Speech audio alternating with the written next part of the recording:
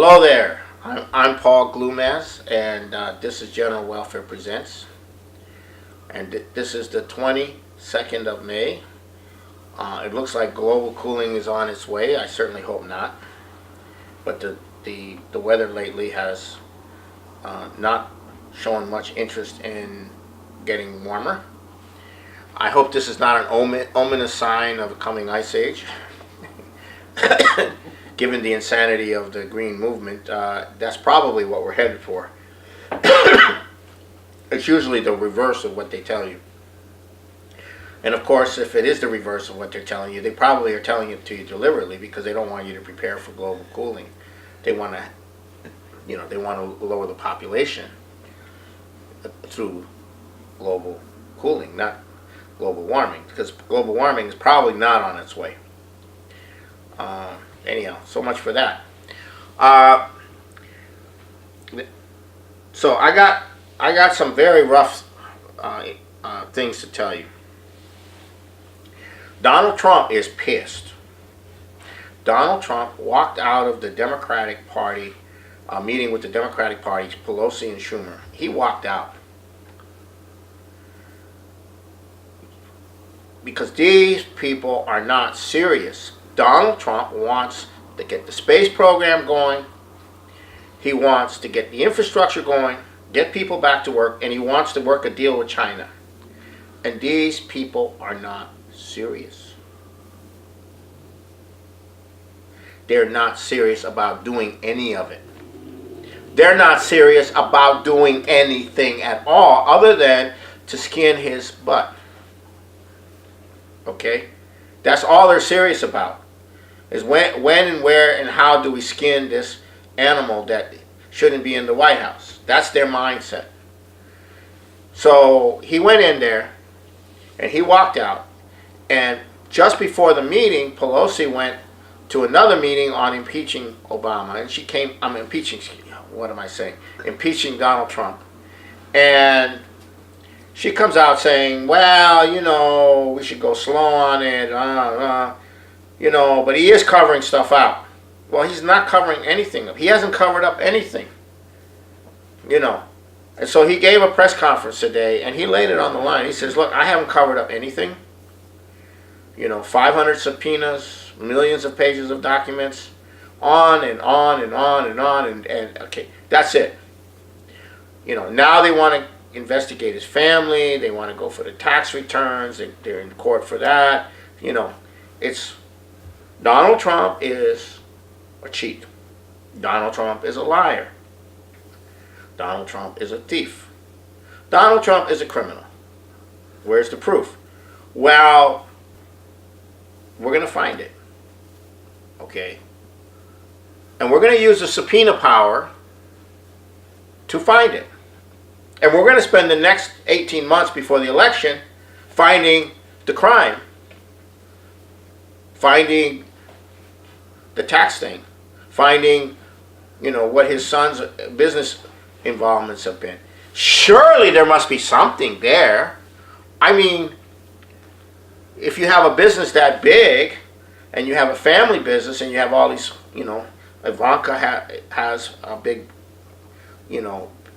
multi-hundred million dollar operation, and Don Jr. and all these people. Well, surely if you go in and you examine every little piece of paper that they have, and every account, and subpoena all the documents, millions of pages from the accountant's office, surely you should be able to find something. Therefore, that's because it is most likely or surely that you might find something that he is a criminal, he's a cheat, etc. Now, he's the President of the United States, and you are the leadership of the House of Representatives. What, you expect him to be nice to you? No. No, he's not going to be nice to you. You have law. You have all his walking out and the total unseriousness of these people. The total unseriousness of these people says, ain't nothing going to get done. It's nothing going to get done. And they're not going to let Trump do anything because it might help him get reelected. So they're going to crap on everything that Trump does. They're already crapping on his North Korea thing with Joe Biden. They're crapping on why he didn't invade Venezuela. Or they're crapping on the fact that he might have invaded Venezuela. They're crapping on the fact that he didn't invade Iran, but then they're also crapping on the fact that he hasn't invaded Iran. Everything. It doesn't matter what it is at this point. It's all going to be like that. Okay? Now what does this do? It's not a good situation for the people. The population, what are they going to do when the entire caucus of the Democratic Party, which up till now has been somewhat lukewarm about this, is going into an insurrection? So why is that the case? Aren't there Democrats willing to work with Trump? Yes! But you know they don't have any testicles. That's the problem. None of these Democrats that know better, that know that this is bad for the country, this is bad for their constituents, and actually are probably a majority of the Democrats in the House of Representatives, know this. But do they have any testicles? No. That's the problem. Or if they're women, I don't know what you would call that for a woman. But it's the same thing. Okay? So that's what you're dealing with. A total gutlessness on the part of those who know better. And and you have these billionaires like Steyer putting out this ad, being played everywhere, saying the Democrats failed to impeach Trump. The Democrats are a failure. They need to get the job done. In other words, the job of the Democratic Party was to get rid of Trump. There is no other job, according to Steyer. And Steyer's a billionaire. And he's financing all these people. He's financing all these Democrats, along with George Soros and probably a whole bunch of other billionaires. So the Democratic Party, are they representing their constituency at this point? No. Are there many Democrats that would like to represent their constituencies, are trying to represent their constituencies? Of course. But they're not standing up. And Pelosi was sort of halfway in between. No, we don't want to impeach. And Bernie Sanders, no, that's just a distraction. Yeah, but who Bernie Sanders isn't the Democratic Party. He has nothing to do with the Democratic Party. He's running for president. He's not the Democratic Party. He caucuses with the Democratic Party. He doesn't even consider himself a Democrat. He's a socialist. He says he's a socialist or an independent. So he's not really part of the party. He's a party crasher, not a party guy. So this is what's going on. And who is behind all of this? Well, it's the intelligence community. It's the financial community. It's what people call the deep state, which is really the British Empire. So what does this mean? What does this mean? Is it a civil war? No, because the population is not opposed to what Trump is trying to do. He doesn't want to go to war. They're trying to force him to go to war. He doesn't want to go to war. The U.S. population doesn't want to go to war. For the vast majority of people in the country, they want economic development. They want infrastructure. They are looking forward to a space program. They would like to have better relations with China. Oh, they're trying to create something with the abortion issue. Well, you have the abortion ban in Alabama, and you have, infanticide in New York and Virginia. Yeah, so you might be able to get something going off of that, or playing those two off against each other. But no, you don't have a civil war situation. You have this massive British-run, billionaire-run operation to prevent Trump from doing anything. and destroy the United States in the process. And that's really what they would like. That's really what those people like to do. And they have people in the Congress who do not have the ability to stand up to the media, stand up to the billionaires, stand up to the so-called resist movement that's being run by Obama, Valerie Jarrett, and so forth. So, now, what does this mean? Donald Trump said that what was attempted on him, the setting up of the spying, the FISA warrants, which goes back to 2015, which involves British intelligence. And he tweeted on Larry Johnson's interview with One American News. And we had Larry Johnson on 3 of our shows in the last 2.5 weeks. Actually, the last 1.5 weeks. And so this thing is closing in. And what Trump is saying is that what was done, plunging this country into this Russia, when they all knew it was not true. When they all knew it was all fabricated. All of the leads were fabricated by the FBI and British intelligence. He says this is treason. And people are going to go to prison. And in the next week or less, or maybe a little bit longer than a week, the second bucket of declassification is about to start. They call it the second bucket. Okay, and that's huge. So that situation is going to occur.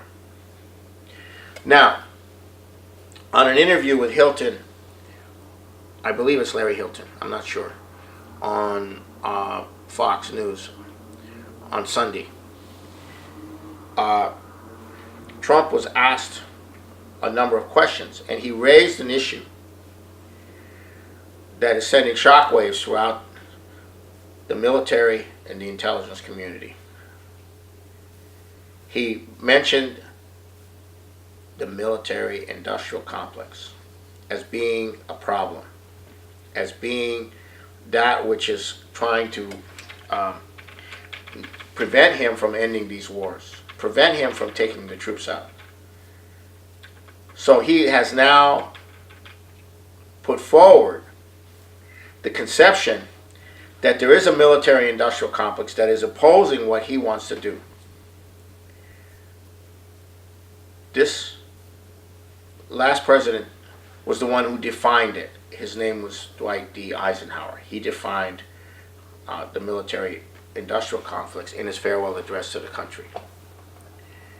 And the military-industrial complex, which is integrated with the intelligence community, is a core of the British Empire. Okay, they ran Vietnam. They ran all these military operations. They have 800 bases all over the world. The military-industrial complex is the enforcement arm of the British Empire. And for Donald Trump to mention this, that this is an issue that's opposing what he's trying to do, is very, very significant. That's something no president since Eisenhower would have had the guts to even mention. All right. So this is another dimension of the battle that's now going to be underway.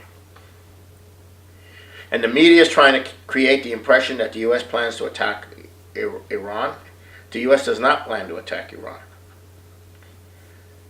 Okay, but the Iranians have to understand that. But Trump is talking to Putin. Trump is talking to Xi Jinping. So, in that context, I'm going to the international situation. So, this is some very, very significant developments are in the works. By tonight, I believe, or at least by tomorrow morning, you will have heard that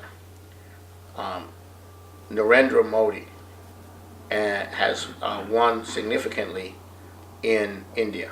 This is very, very important because India, going into the elections and prior to the elections, did not have the stability to be able to deal with the problems of the British penetration in India and the factionalization that goes on around Pakistan and around China. So now, with an India which is going to be stable, Narendra Modi doesn't have to worry about re-election, and he can now begin to move India into collaboration with China in the Belt and Road, and that's huge. Now, Donald Trump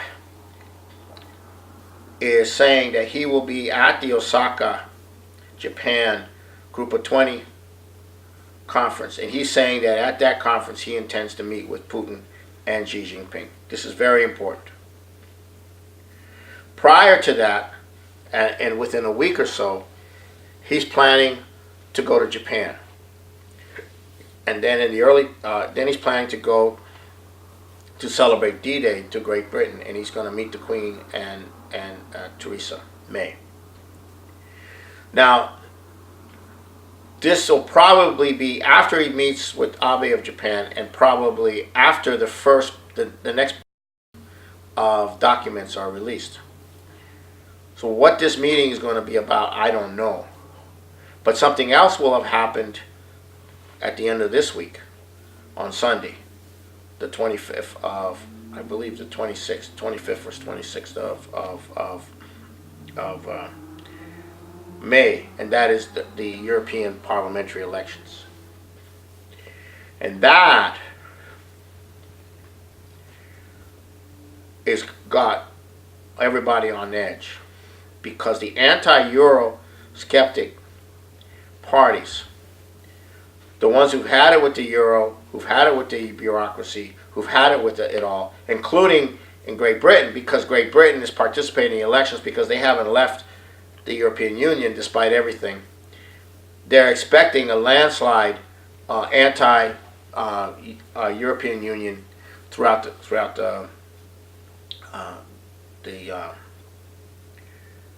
Europe. And this is going to have an incredible impact on the politics. And these are the forces that say an end to this crap, an end to the European straitjacket, an end to the sanctions against Russia, an end, bring China in with the Belt and Road. This is the crowd that wants economic development. And while most of them are conservative, a lot of them are leftists as well. There's leftists as well. And in Italy, the Vatican has essentially excommunicated or attacked the leading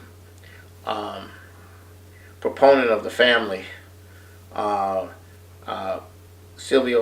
forgot his first name, Salvini, who is the leader of the Lega Nord. He's now coming under massive attack, as is also Jeremy Corbyn on the other side in Great Britain. Jeremy Corbyn is in the wings. The Lega Nord's about to become much more powerful as a party in Italy.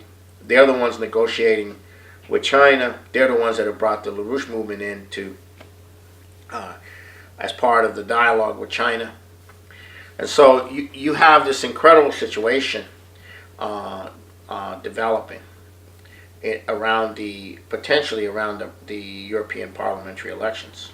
So you have a lot taking place here over the next month. You have a lot taking place, and you have a president who's pissed off. He is pissed off, and I would be too, because you have to put the partisan stuff aside in order to get things done. That is the American way. That is the American tradition. We've always done that. The government's always done that. Even if it's to get something negative done, you put the partisan stuff aside. But now, nothing is going to get done. And it's going to go into the general election, congressional elections in the fall. So this is a very this is going to be a very wild period. We got about 17 more months before the election, and The problem that I see is that all of this is going to have an impact on the optimism of the population. And how can you hold together a sense that there's a positive future in this context? And that's going to be the primary issue right now with the now, there was a conference in China on the dialogue of civilizations, and Xi Jinping gave a keynote speech there, and I've never seen anything like this, where he talks about civilizations as being a reflection of a deeper, all civilizations are a reflection of a deeper human quality. And all civilizations have in their best works, their best art, their best music, a quality of beauty. And it's that quality of beauty that is what unifies, even though it's in different forms and different expressions based on that civilization, it's what unifies these cultures. Not based on some smorgasbord of mishmash, but on the basis of this culture has generated this quality of beauty and vice versa. Other cultures have done the same. And that the respect for this is absolutely important. And that is how you want to deal between cultures. And this is very important in Asia, and also very important in the Middle East and other areas, because of the use of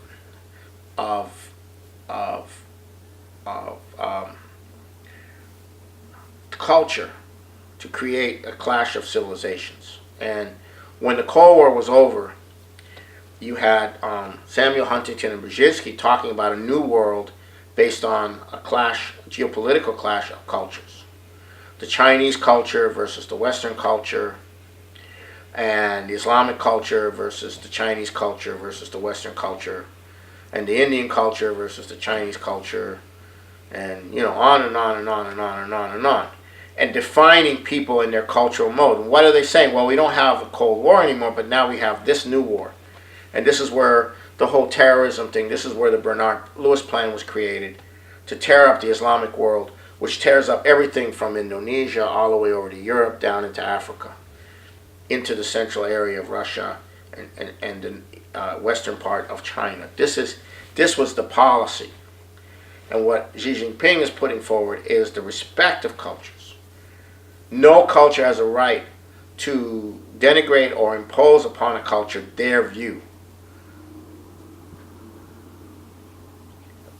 But they should seek to strive to find in that culture that which is beautiful. And of course, this is not going to be very well appreciated in the West, especially since the major philosophical trend since Immanuel Kant in the West from the late 1700s to now has been that beauty is not knowable, that there's no universality. Beauty is in the eyes of the beholder. The Western view in the modern Western view, which is not the classical view, not the classical music or classical art that we have in the past, but the modern view of art and music is that there's no such thing as a conception of beauty. It's all in the eyes of the beholder. If you take the feces out of your rear end and smear it on a campus and call it art, that's what it is. It's art. And it should be respected. That's not what Xi Jinping is talking about. He's talking about beauty. But the West rejects the principle of beauty, that there is a principle of beauty. And that's a modern philosophical rejection of an earlier Renaissance culture that created this nation, that created people like Benjamin Franklin and Alexander Hamilton. That was part of our culture, the modern culture, the German classics, the German classical music, Verdi in Italy.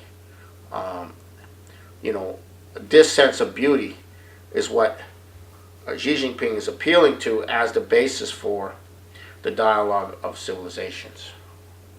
So that is the contrast. Now in this context, whenever I've watched an interview of Donald Trump from when he was a younger man in the 70s or 80s or whatever, they would ask Donald Trump, well, what makes you do all of this? He says, well, I want to build. I have a sense of aesthetics. I have a sense of a desire to create something beautiful. And that's coming out of his mouth from 20 years ago, 30 years ago, what have you. So while I'm not sure about this, I'm wondering if that is the connection between Trump and a higher culture.